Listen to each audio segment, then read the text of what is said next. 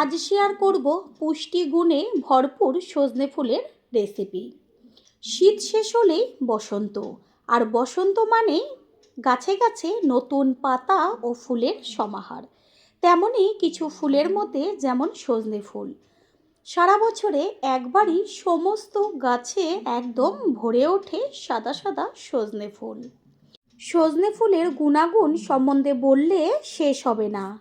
সবথেকে একটা বড় গুণাগুণ হচ্ছে শরীরের ইমিউনিটি বৃদ্ধিতে সাহায্য করে। এই ফুল বা সজনের ডাঁটা বাচ্চা থেকে বড় সকলেরই খাওয়া ভীষণ প্রয়োজন। ঋতু চেঞ্জের সাথে সাথে আমাদের শরীরে নানা রকম রোগের উপক্রম দেখা যায়, তার থেকে নিস্তার পেতে অবশ্যই সজনে ফুল বা সজনে ডাঁটা সকলেরই দরকার। সেই কারণে আজ আমি যেইভাবে রেসিপিটি শেয়ার করব, একবারের জন্য হলেও তৈরি করবেন। নমস্কার বন্ধুরা, শ্বশুর বৌমা রান্নাঘর অ্যান্ড ব্লগ চ্যানেলে সকলকে স্বাগত।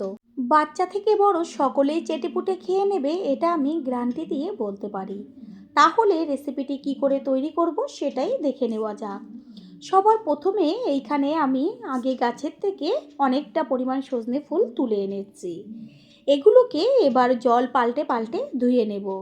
একটা বড় পাত্র নিয়েছি আর তার মধ্যে নিয়েছি উষ্ণ গরম জল। এখানে আপনারা ঠান্ডা জলও ব্যবহার করতে পারেন। দিয়ে দিয়েছি 1 চা চামচ লবণ। লবণটা জলের সাথে মিশিয়ে নিয়ে তারপর সজনে ফুলগুলো আস্তে করে জলের মধ্যে চুবিয়ে দিয়ে 5 মিনিট মতন রেস্টে রেখে দেব।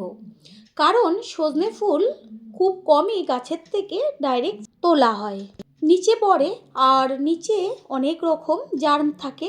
তারপর হচ্ছে একটা কথা, ফুলের মধ্যে অনেক পোকা থাকে।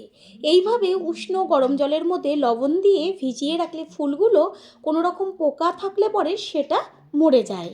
এইভাবে 5 মিনিট মতন আমি জলে ভিজিয়ে রেখেছি। 5 মিনিট বাদে জলটাকে হাত দিয়ে চিপে চিপে তুলে অন্য একটা পাত্রে রেখে দেব।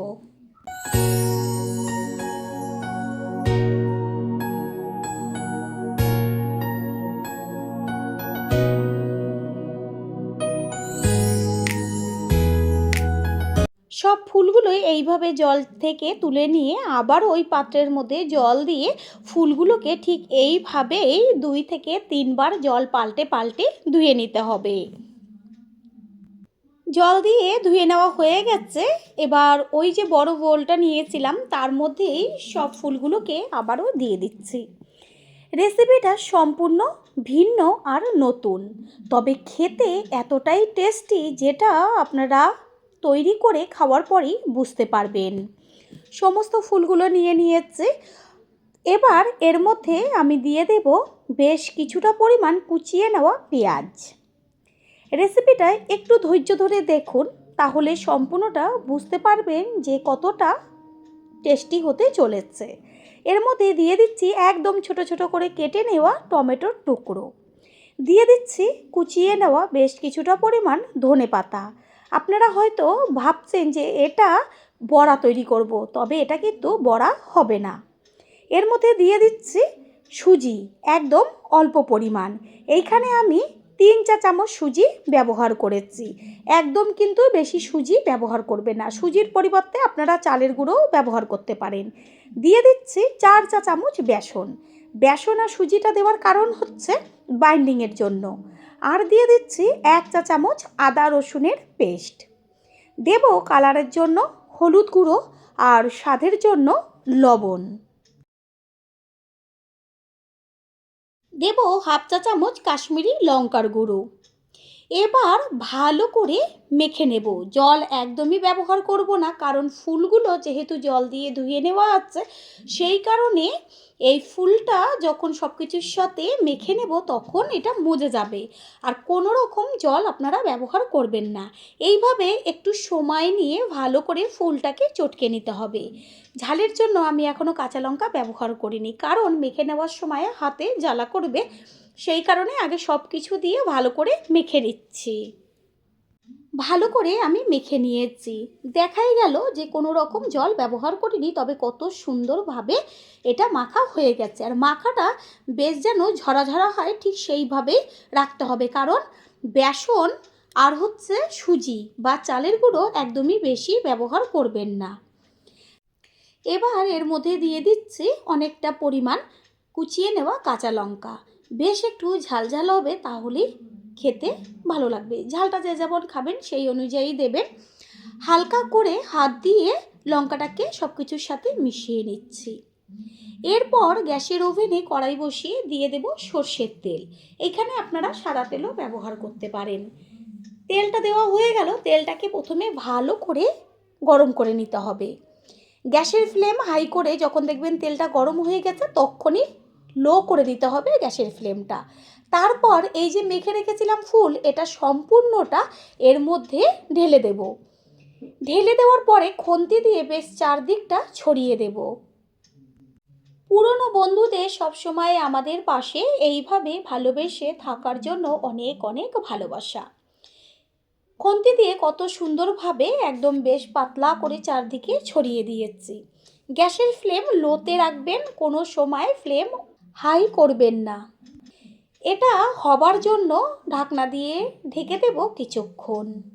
এটা হতে থাক। অন্যদিকে একটা ছোট কাচের বাটি নিয়েছি আর তার মধ্যে একটা ডিমকে ফাটিয়ে দেব। আমি একটা ডিমই ব্যবহার করব, আপনারা চাইলে আরও বেশি ডিম ব্যবহার করতে পারেন।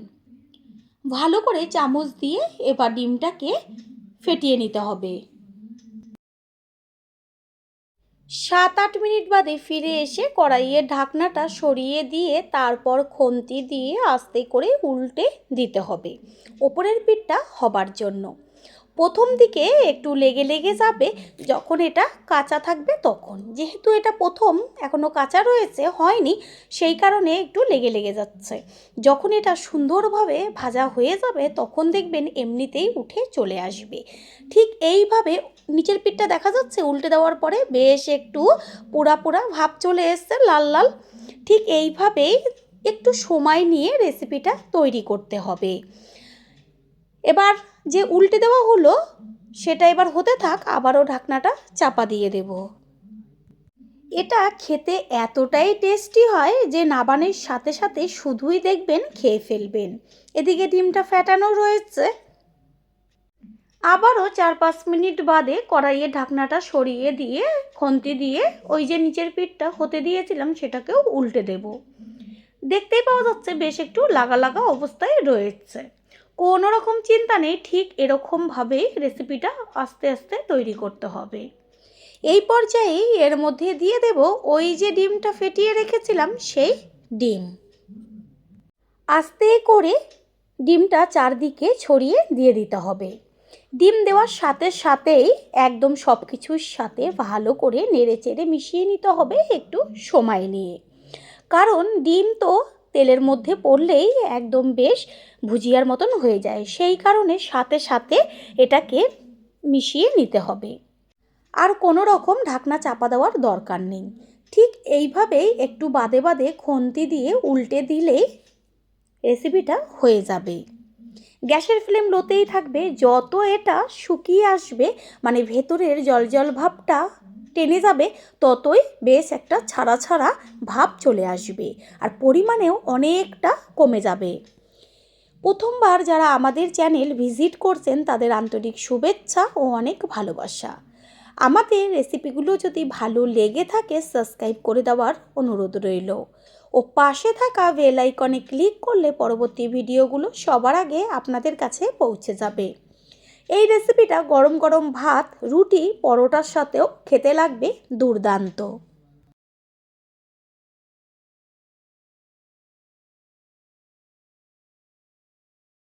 দেখাই গেল রেসিপিটা তৈরি করতে কোনো রকম ঝামেলা নেই, শুধু একটু বাদে বাদে এসে খুন্তি দিয়ে উল্টে দিলেই একদম তৈরি হয়ে যাবে। এই যে গায়ে দেখা যাচ্ছে বেশ একদম লাল লাল পোড়া পোড়া মতন, এইটাতেই টেস্টটা বাড়ে। ঠিক এইভাবেই রেসিপিটি তৈরি করবেন।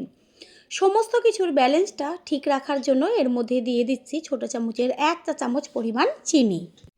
চিনি সব কিছুর সাথে ভালো করে মিশিয়ে নিয়ে আর 3 থেকে 4 মিনিট ঠিক এইভাবে হলেই রেসিপি তৈরি হয়ে যাবে। 3-4 মিনিট বাদে গ্যাসটা অফ করে দিয়েছি। এবার গরম গরম অবস্থাতেই একটা প্লেটে তুলে নেব। তৈরি হয়ে গেল আজকের পুষ্টিগুণে সম্পূর্ণ সজনে ফুলের রেসিপি। আশা করি রেসিপিটি ভালো লাগলো। আর যদি ভালো লেগে থাকে একটা লাইক, কমেন্ট, পারলে একটা শেয়ার করে অবশ্যই জানাবেন। আপনাদের দেওয়া একটা লাইক ও লাইকের পাশে থাকা হাইপ আর একটা শেয়ার আমাদের কাছে অনেক অনেক গুরুত্বপূর্ণ। All friend, thanks for watching my video. আপনারা সকলে ভালো থাকবেন, সুস্থ থাকবেন। আবারও দেখা হবে অন্য কোনো রেসিপির এপিসোডে।